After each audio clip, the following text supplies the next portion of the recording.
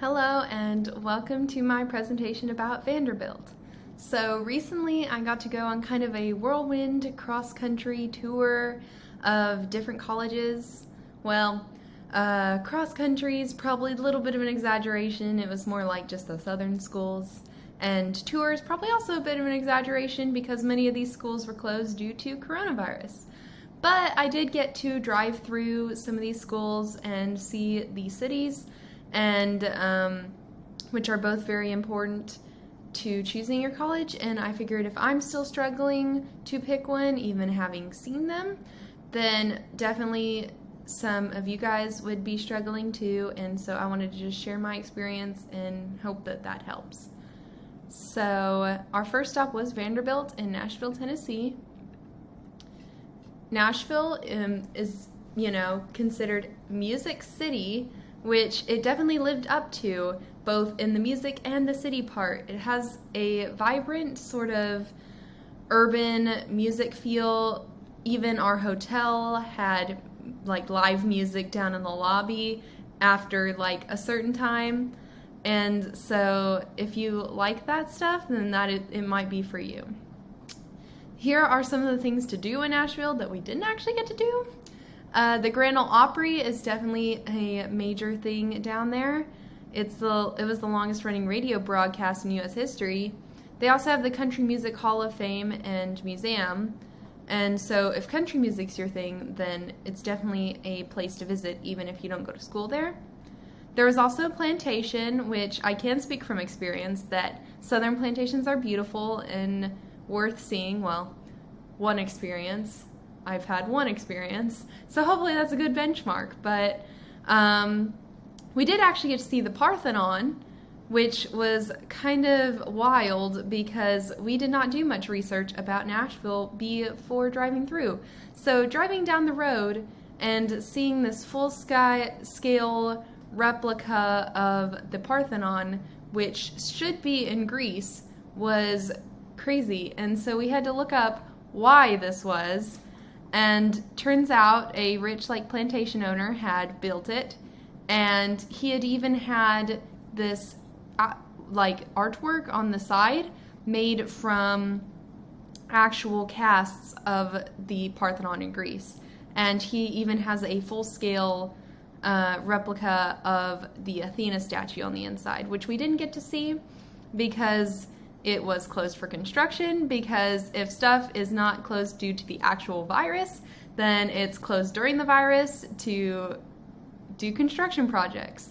So anyway, here's some quick facts, which you might have already heard because there was supposed to be a Vanderbilt college rep just recently, but I'm going to go ahead and restate them here.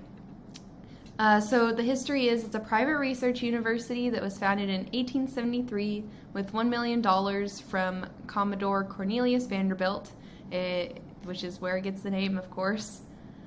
It's number 15 national universities, which is the U.S. News ranking. It's urban with a capital U, definitely, and private. And its total undergrad enrollment is around 7,000, which sounds like a lot, but in comparison to other schools, is actually very tiny. And to put it in perspective, my high school, back here at Owasso High School, is about that large. So it definitely feels smaller. Over 50% of the classes have fewer than 20 students, so the student-to-faculty ratio is 7-to-1. So that was kind of a turnoff for me, but if you really like the OSSM-like atmosphere of a smaller school, then Vanderbilt might be for you. It's a little bit more definitely more on the competitive side. It's got a 10% kind of acceptance rate. Here's some of the SAT scores and ACT scores.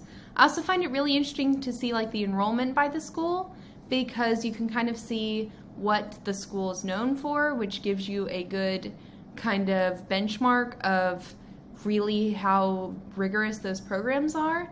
Unsurprisingly, their most popular school is the School of Music, so kind of on the same lines as their 5 most popular majors, which it's very important because I didn't even think it'd be as hard as it was to find my prospective major, which is biomedical engineering, but it was. And not all schools have every major, or every major is created equal, so it's definitely something important to look at before you consider going to school. And of course, the only thing that actually really matters is the cost of tuition. So their cost is around $50,000, which is a little less than like MIT. MIT and Caltech are like $55,000, but to put it in perspective, like in-state OU admission is more like $11,000, or free if you're getting like those sweet scholarships for being a smart OSSM student. So that's just something to keep in mind. And we did actually see this bridge, which was very cool, just driving through the city. So here are kind of the things you don't know until you go. This is off our balcony of our hotel, which is very nice, and this is the football stadium. And I actually found that very refreshing to see, because I didn't realize that football would be as important to me as it was to see in a school, because I'm not actually very much into football, but I felt like it was a vital part of the college experience. And some of these smaller or techier schools don't have as vibrant of a sports program. They might not have a football field, or really a rec center even. They might not even have competitive sports. They might just have club sports. So that's definitely something to kind of look into. Here is kind of an accurate street level view of the campus.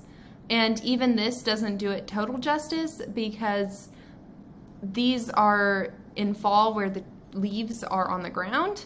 I did not realize this. I was like, oh, we're not really in the prairie. We have trees, and everything. But the further south you get, they have trees, like capital trees. And definitely whenever those are in full foliage, like they were this summer, it can feel a little claustrophobic, especially coming from Oklahoma. But I do know several people who also enjoy this, so if you like trees and everything, then it might be for you. And also because it's a smaller campus, it contributes to some of that smaller feeling, and as well as they have smaller walkways on campus than some other campuses we walked through, so it does feel a little smaller, like in those ways.